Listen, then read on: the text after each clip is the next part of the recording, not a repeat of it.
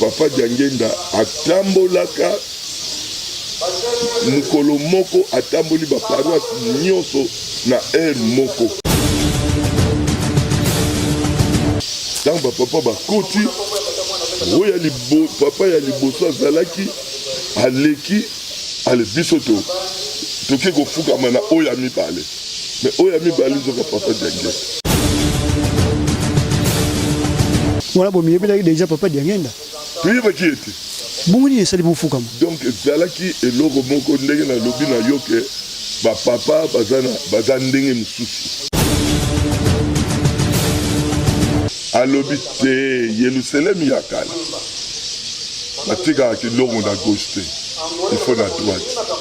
Le même jour papa Simon qui m'a okanga na lobaki ndenge wana mbala moko peto bandi à droite. Bando bandi à droite. En plus, ndako yo ya nzambe Satan mikolo nyonso aya kubundisa. Obiso nde tozongi Satan esengo ya temple oyo. Satan ko ya sali bimbanga za sali bimbanga tongo soki etani Yerusalem aleki friki aleki faki asokoli. Ndenge boyokaka mfumfu wana. Fumfu wana azali policier moko oyo mutu nyonso azala kondima na Kasangulu azalaka mutu mabete. Papa Simon Mbanga sali 2 pas atali ye alobi wana posa banzombo wana lokola yo lingi banzombo wana mikolono nyonso ya mokili oyo banuliaka nzombo asengi liwa epai ya papa abi papa namoni yo ye azoloba namoni yo papa Simon Mbanga. Ok papa Diangenda. Ok. Ye azamona kaka Simon Mbanga. Po papa Simon Mbanga alobaki okokufa te ti tokomonana. Neti papa Simon Mbanga tianga ndenge aza wana soki alingi na ye yo ye boye na le obivaka papa Diangenda okomona papa Diangenda.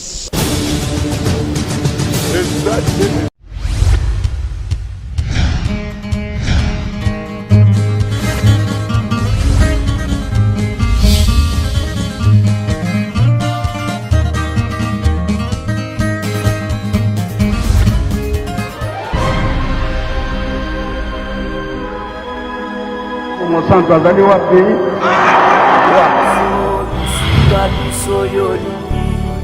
Kasi kobosana te moini oyo Satana na bato na ye Bisa biso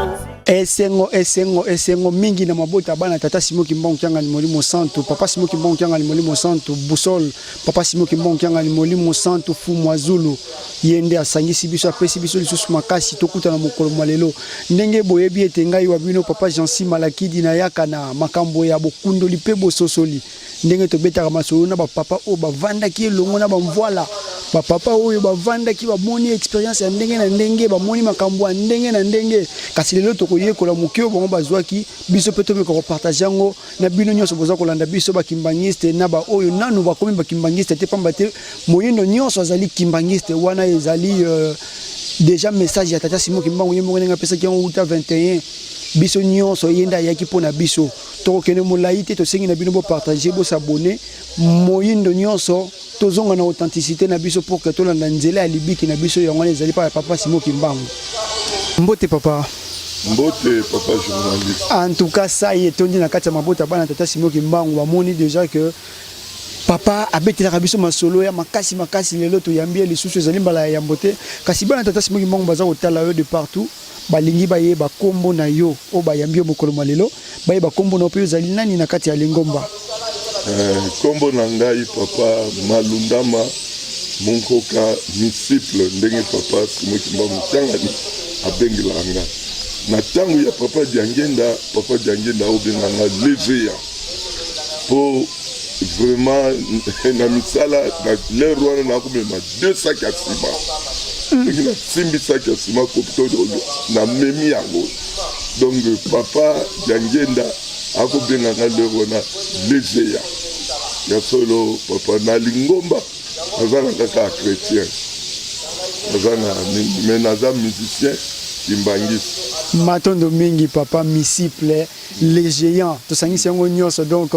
matondo mingi papa kasi biso lelo tolingi toyeba oyo ozwaki pa ya bapapa pour que biso mpe tozala babénéficiaire elongo na bandeko baza kotala biso partout bango mpe balingi bayeba sango ya papa Simon Kimbangu mpo ke batia yango na kati ya motema balanda ye ndenge ya alingeli kasi meka kotalisa biso nano parcours na yo na kati ya église kimbangiste elekaki ndenge nini ti tokóma mokolo mwa lelo. Bon, parcours na nga na église kimbangiste naza na baniveau ebele pamba te na 1957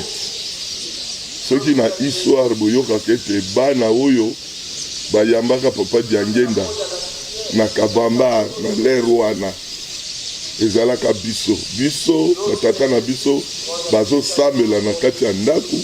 biso tozalaki kobeta babili tozosakana na libanda mpona koambrie bapolisier. Alors ezalaka na 1957 papa Diangenda lokola mingi bazalaka mpenza kondimela ye te malgré tout bazalaki biso nyonso ayiki nde lere wana kintwati mais bazalaki komona papa ndenge nini soko ndenge nini. Alors papa Diangenda atambolaka mukolo moko atamboli baparoise nyonso na aire moko na ndenge nini papa ezalaka boye atamboli na lere wana molili ya lere wana mpenza baminda nani ekoti mpenza na ville de Kinshasa te. Papa Diangenda amonanaka na kitambo amonani epa na biso na Lingwala amonani na ngiringiri yaka 2 places amonani na njili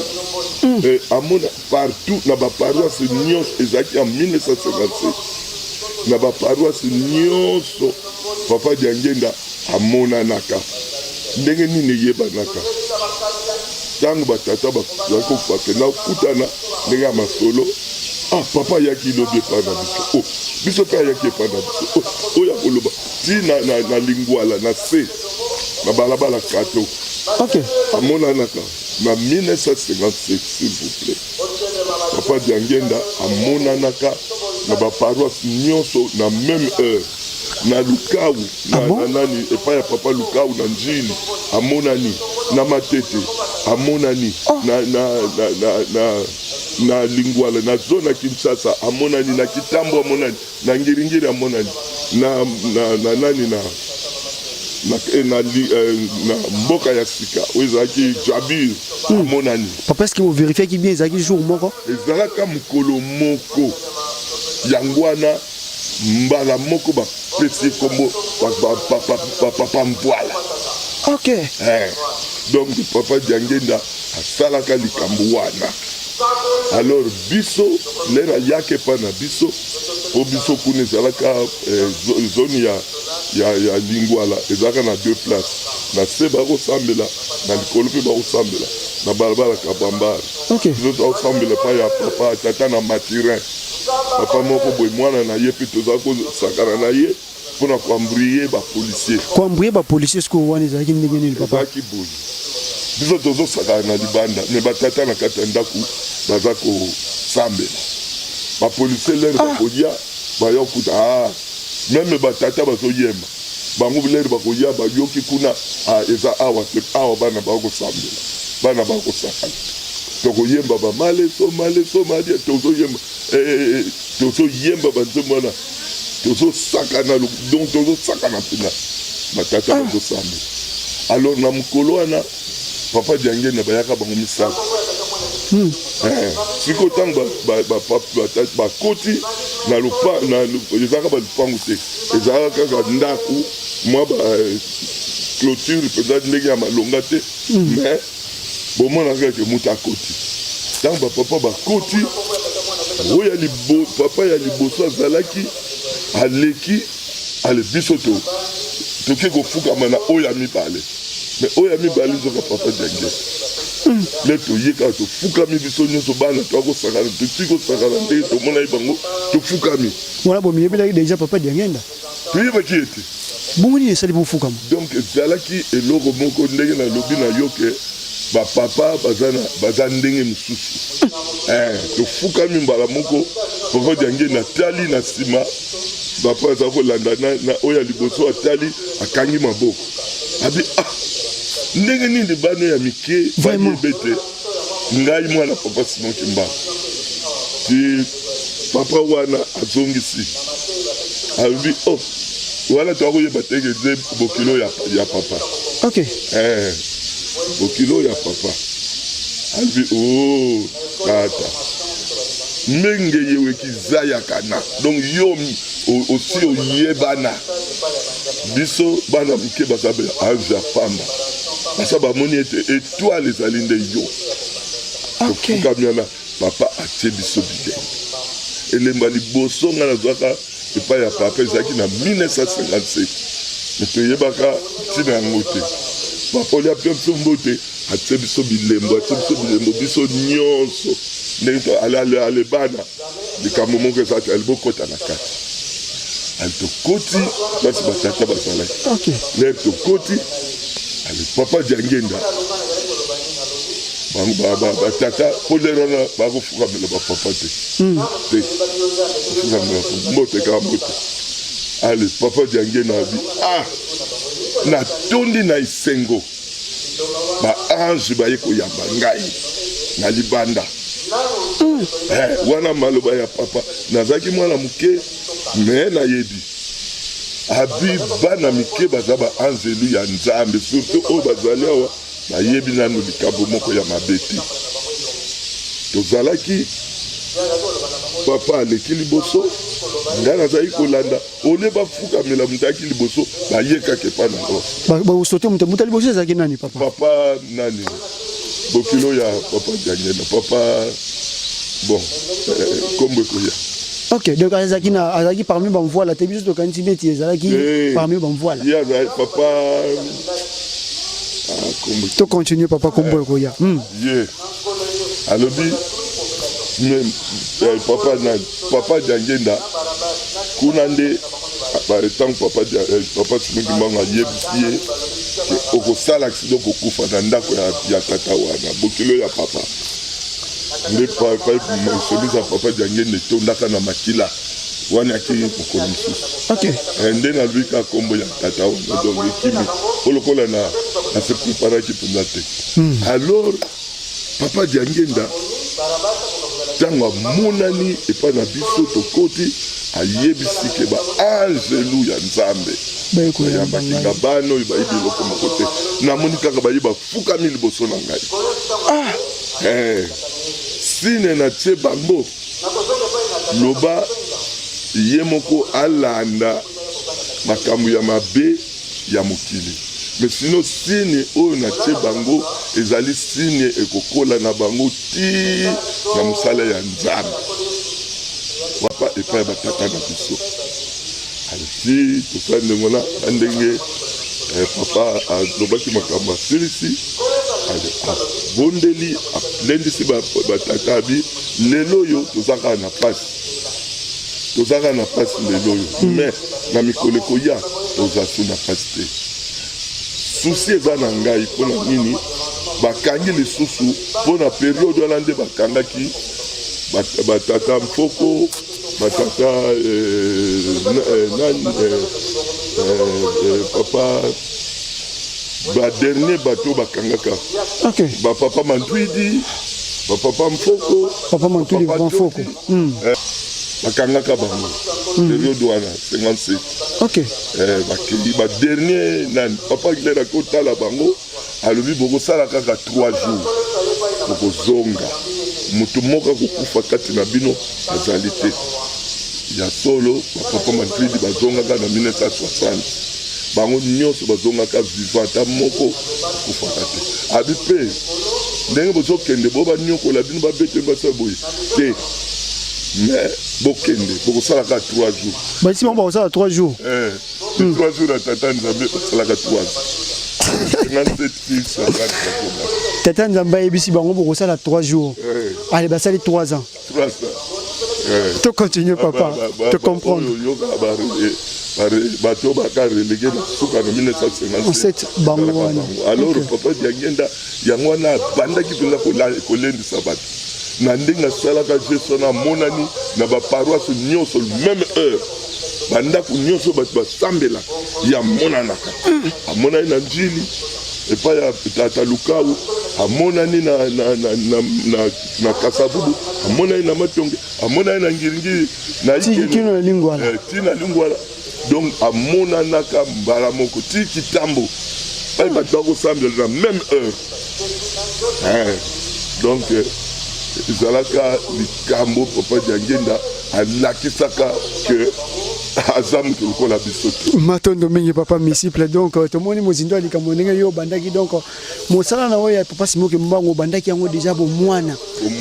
ndenge papa Simoki Mbangu ye moko na deuxième phase papa Diangenda kontima Joseph alobaka ete ntango tobotamaka solo tozalaka banzelo kasi tobebisaka souvent na etamboli na biso toyebaka te soki tokomaka banani donc mwana tata Simoki Mbangu tomeka mpe kolanda ndenge papa abetaki sede pa papa misciple soki moto akei na gauche droite te akomema musala nzambe kino na suka papa misciple yo tozana toujours na musala papa Simoki Mbangu papa misciple loko membiso pa na yo vani na nkamba tamulai totayela nanu lelo yo jeunesse tozana mo problème mokie kasi talisa biso no mo makambo mike ezalaka na nkamba o biso toyebaka te tango nyonso tomonaka ba mama ya Chorale Yelusalemi na 3 heures biso tozalaki atolali na montage na sali constant na 3 heures ba mama wana babimi babandi koyemba bazoyemba na 3 heures du matin qu'il te koti point d'interrogation na 5 heures tout le monde faki abandi et puis ainsi de suite papa yebisa biso tina nini ya parade pe likambo bandaki lolenge boni likambo ya parade e bandaka na l'heure à papa Diangenda e bandaka ndenge nini ya solo tango biso tozali koya ndako nzambe ndenge etongamaka tango etongami nzoka nde mpe Satan mosala na ye kobebisa vraiment na ndenge ye abebisaka alors eyaka komonana papa Diangenda papa Mfuna Mbanza ayebisaka bana ya Yelusalemi alobi bino bana po ezalaka faki tozalaka faki ezalaki kozala na Kisasa kaka lero wana nkamba ezala na musique te ok faki mer kaka Kinshasa faki mer so toye kaka soki toke mpe tokende esengo na biso alors papa Diangenda eza kosala epasi mpo na nini nkamba soki ka biso tokei mpe kaka esili alors na 1976 nde maître Bouk asombaka ba premier instrument nde apesaka yango aye nango apesaka yango na maboko ya papa Mwambadi ok maître Bouk aza moto ya Brazzaville nde musique ya nkamba efonganaka ndengo na bamusicien ya Kinshasa bambuta quelqu'un bambuta nani tata na biso akufika kala mingi te boyasa mbuta nani mbuta bon bango bayaka koforme fanfare ya nani donc bakoti nkamba baya koforme fanfare bayaka mpona kopesa bango formation alors lere wana bapesameli formation ntango ndako ya nzambe esili na 81 mpo ndako ya nzambe efonganaka le 6 avril 1981 ntango efongwani alors soki biso toye na Kinshasa nkamba ale tobanda kotourne liboso na gauche ndenge tozotourne boye na droite liboso ezalaki gauche donc towuti na résidence ya papa tozoya Kilongo yo baluki tokei na tribune lokola papa Simoki Mbangu kiangani mbangu di Afrika ya fe kama ye ya tombe alobi te Yelusalemi ya kala batika Kilongo na gauche te il faut na droite le même jour papa Simoki Mbangu kiangani alobaki ndenge wana mbala moko mpe tobandi à droite bando bandi à droite en plus ndako oyo ya nzambe satan mikolo nyonso ayaka kobundisa temple kimbangiste temple oyo satan ayaka kobundisa etoko ikoko ya salite te so ikoyi salite ebebi yango nomonaka Yerusalemi aye ayembi biso mpe lere toya na tour na biso tozongisi mabe nyonso satan asalaki tolongoli yango. Donc yango nomonaka parade wana esalamaka ezali mpona kozongisa mabe oyo satan asili kosala na bitu wana ezali mabombami ya bango moko bapapa ndenge balobelaka biso yango biso nde tozongisaka esengo ya temple oyo satan koya asali bimpanga ntongo soki etani Yerusalemi aleki friki aleki faki asokoli etelemi donc eza na sens wana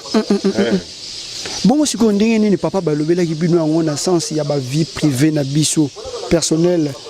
esalaka ndenge nini na kati ya bomoi na biso est-ce que eza kaka important mondimi nyonso nde il faut asala parade wana bon omoni kondima ya biso bakimbangiste ezali kondima ya solo omoni biso toza na nzambe na biso tozalaka na inquiétude te tobangaka mpe te likambo ya yo moko personnellement oye na nkamba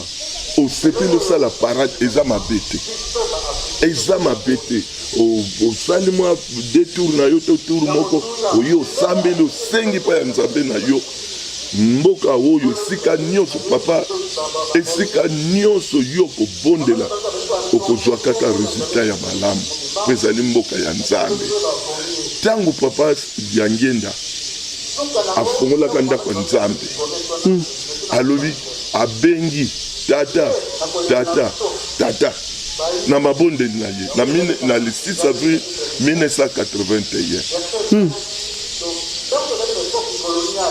ya solo na tondi na esengo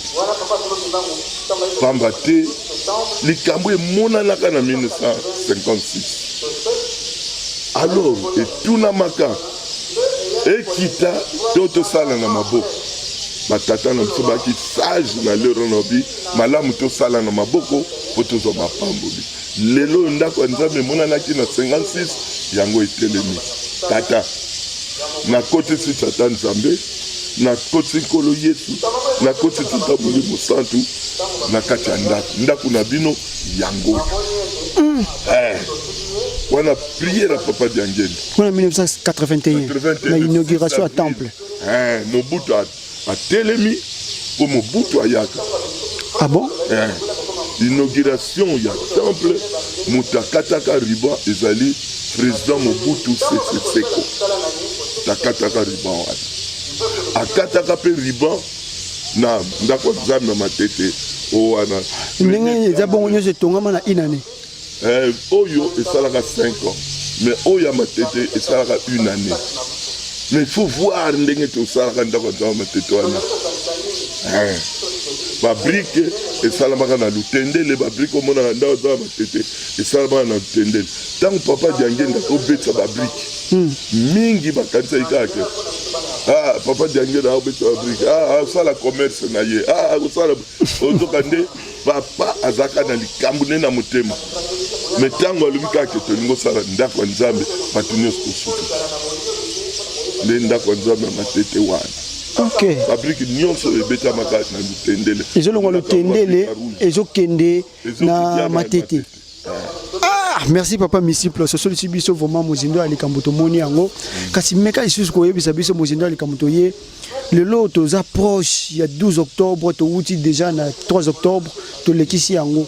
kasi papa Misciple yebisa biso nano papa Simon Kimbangu condamné à mort le 3 octobre asalaka nini parce que mokili yebaka te lelo yo soki ngai nasali boloko bayebi malamu ete papa Jansi ayibaki papa Jansi moso azwaki mwasi ya bato papa Jansi asalaki likambo moko boye atosi mobeko te kasi papa Simon Kimbangu asalaki nini pour que ba condamné à mort. Bon papa Simon Kimbangu asalaka eloko moko te ezalika ndenge ya nkolo Yesu Papa Simon Kimbangu azali moko ya bato ya protestant. Pour Papa Simon Kimbangu babatizaka ye epai ya baprotestant. Oui, oui. Basepelaka na ye mingi. Ye pe na l'ère ya baprotestant azalaka kokombola église.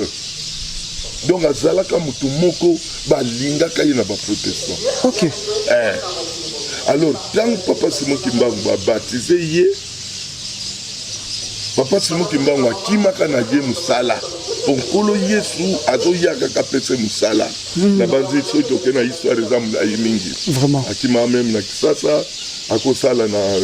compagnie mbila o zako benga nani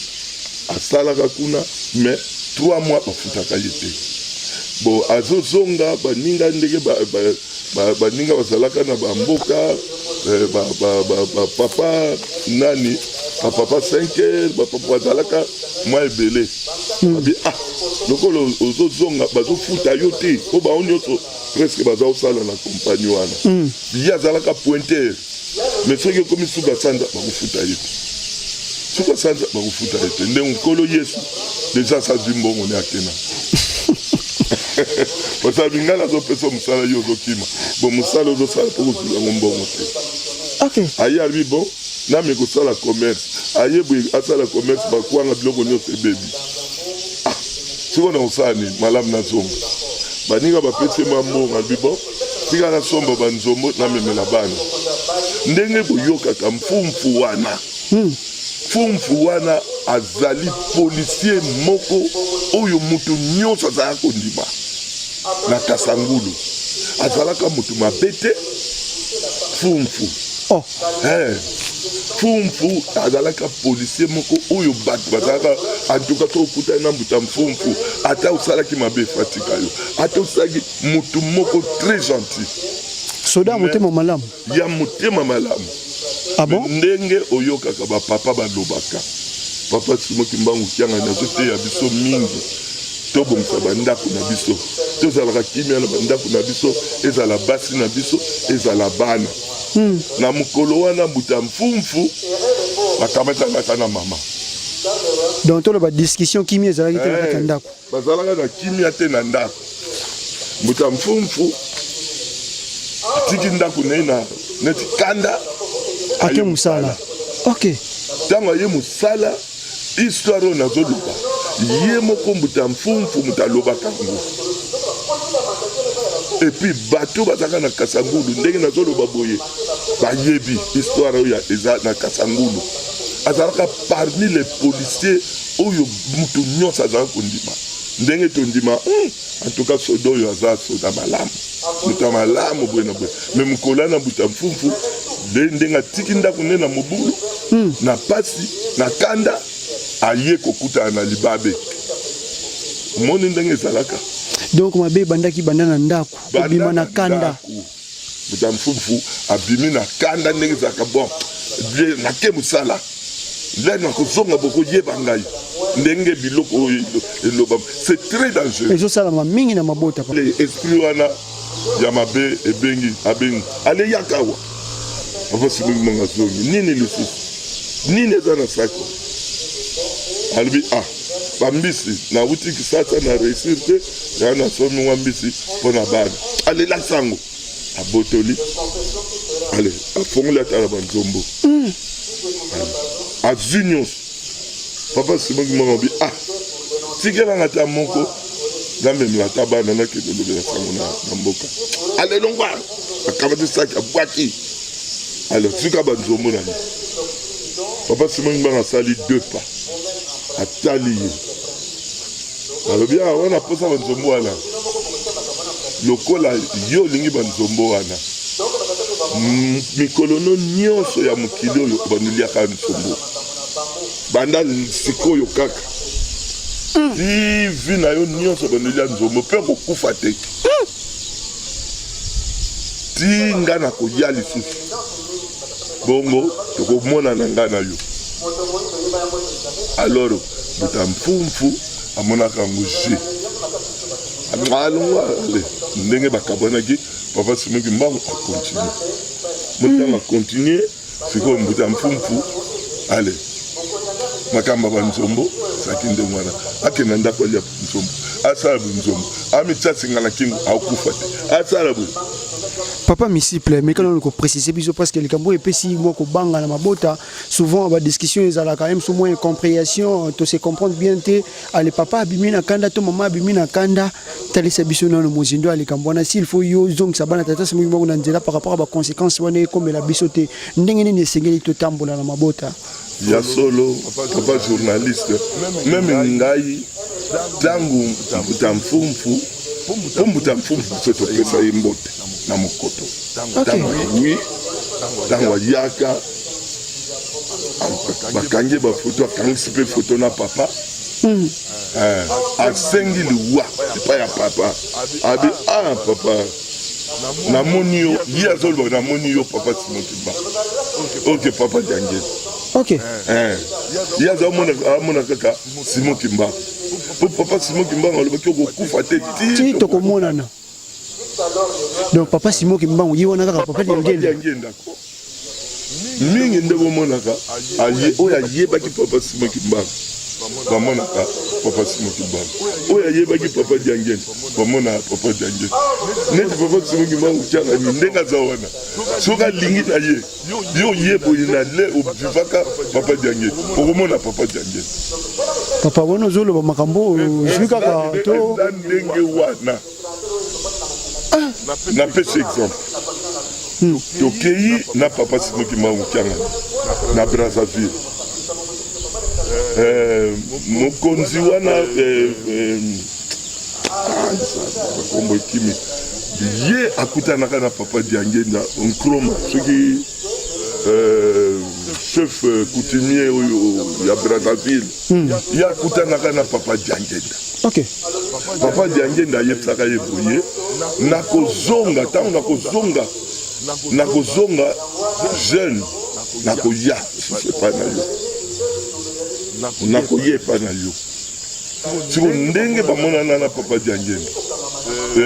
nani makroko soki makroko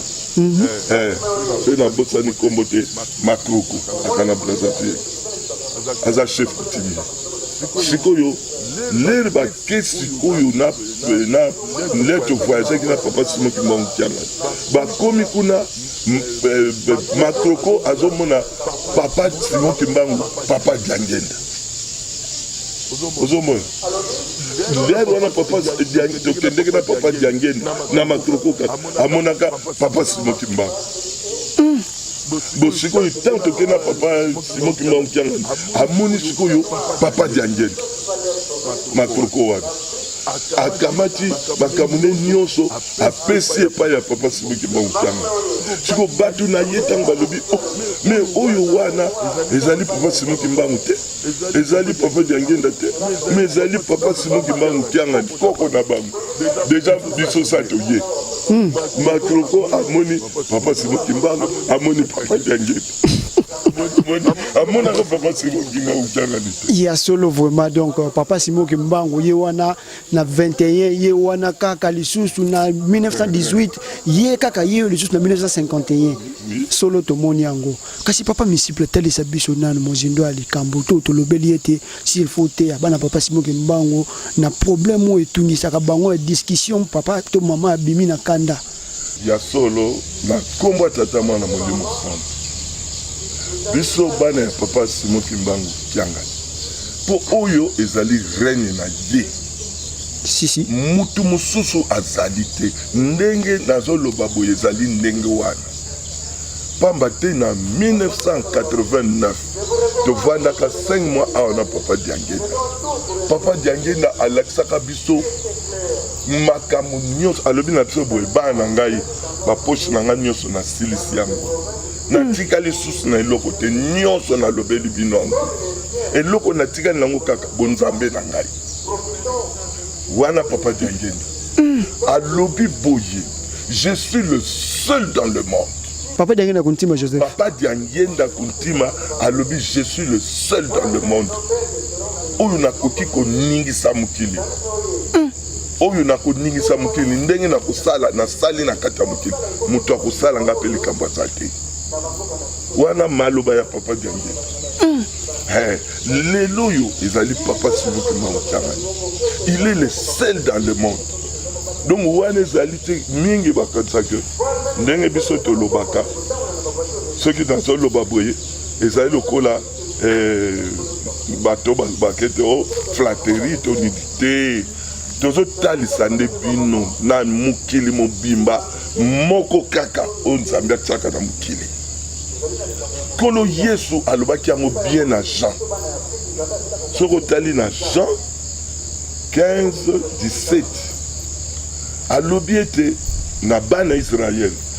eza mwa mulayi. Ok. Alobi bien nakolongola bokonzi oyo nakotinda yango na libota mosusu. Ok. Ebotisa yango mbuma. Ndenge komama mpe lisusu Matthieu mpe lisusu akomaki yango na Matthieu 21-43. Voilà. Bokonzi ya likolo ekolongwa na libota ekokende na libota bakobimisela yango mbuma kitoko. Voilà. Soki otali mpe na Apocalypse ezali kaka na sens wana. Papa sikoyo ndenge nini bino bodetektaki ke libota yango wana ekobota mbuma kitoko nde ezali libota oyo? Pamba te na mokili mobimba moto asali makamwisi lokola papa Simoki Mbangu azali te. Puis papa Simoki Mbangu ndenge tolobaka aza moto mwindu.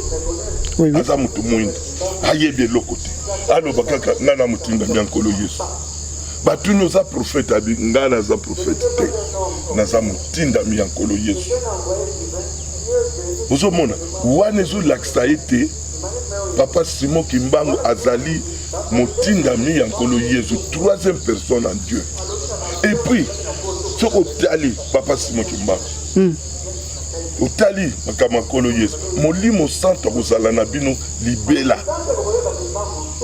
Papa Simoki Mbangu aye kotika biso na 1951. Ok. Entre temps alobaki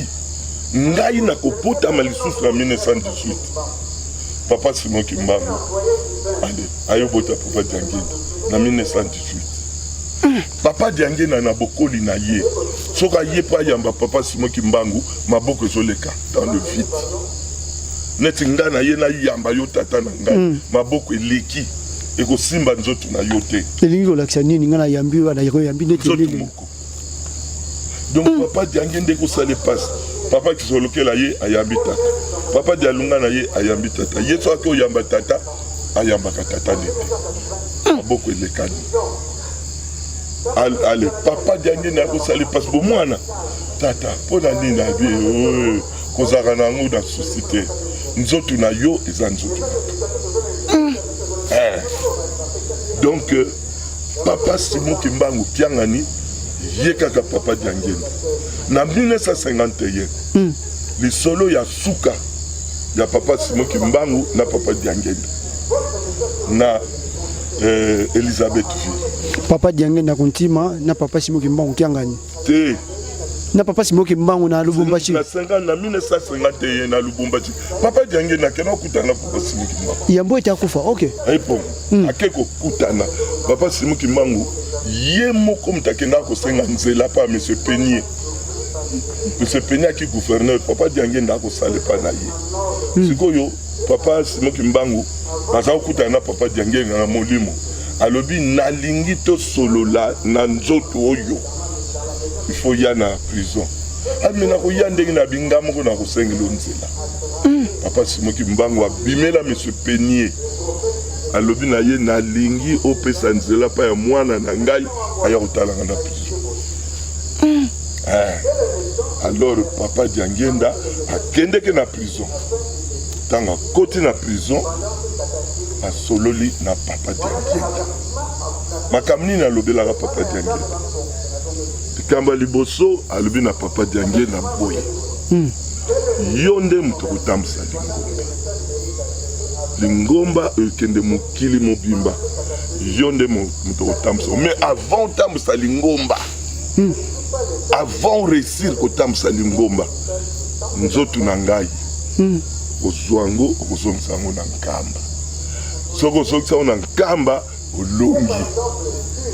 nde nzela na yo ekofungwala po tambusa lingomba. Après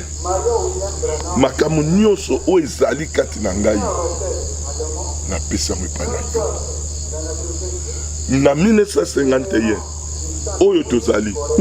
basi na bino baza na basemi mwasi ya papa kulutu aza na semi mwasi ya papa mfuma mbanza aza na semi mwasi na yo aza na semi oyo akobota mwana mobali abotinga ozoyoka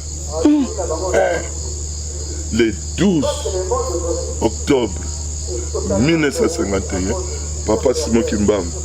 azotika nzoto papa Simon Kimbangu Kiangani abotana 12 octobre tozokota dans quelques jours. Oui. Izalaka ndengu wana maloba ya suka ya papa Simon Kimbangu po ete atika mokili oyo. Basolola kango njibango mibale lere papa Diangenda kina otika. Alobi boye 4 coins du monde oyo nyonso. Ezala maboko na yo. Soki osiliki mokili ekufi. Yango na omona papa Diangenda papa Simon Kimbangu Kianga ndenga za wana soka siliki mokili ekufi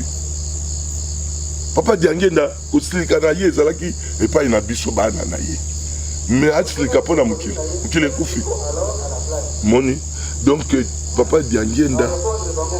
aza kotambusa mokili lokola aliaki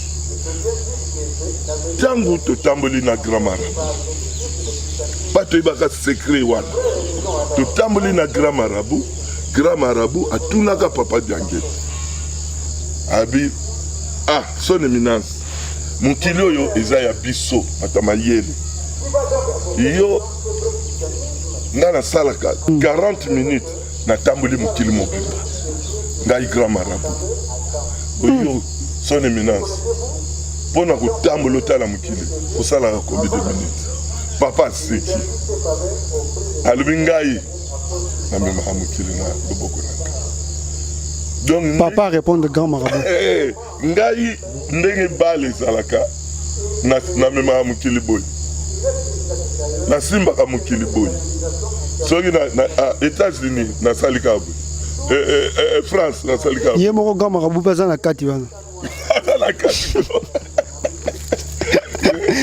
papa Diangenda alobi ke ye amemaka mokili boye donc esika kobombama na ye eza te donc ndenge papa Simon Kimbangu Kianga aza wana esika mutu moko akobombana na ye aza te il est le seul dans le monde papa Diangenda alobela biso esika wana alobaka nini papa alobi je suis le seul dans le monde donc mokili mobimba mutu akokai na ngai alobaka amachaka mote papa misiple ngonga ebomi biso pamba te TV ezali ngonga bana tata Simon Kimbangu masolo musu papa misiple tokobeta yango tokodeveloper yango na ngonga ndenge papa akopesa biso ngonga ndenge akopesa biso lisusu makasi tokozongela po gato developer masolo wana ya makasi oyo etikali kasi mpona lelo tokomi na suka message no ya suka pa ya bana tata Simon Kimbangu baza kolanda yo ezali nini mpona mokolo wa lelo bon mpona mokolo ya lelo bandeko na ngai papa Diangenda nzambe molimo santo papa Simon Kimbangu nzambe molimo santo ya solo moi le solo etolobi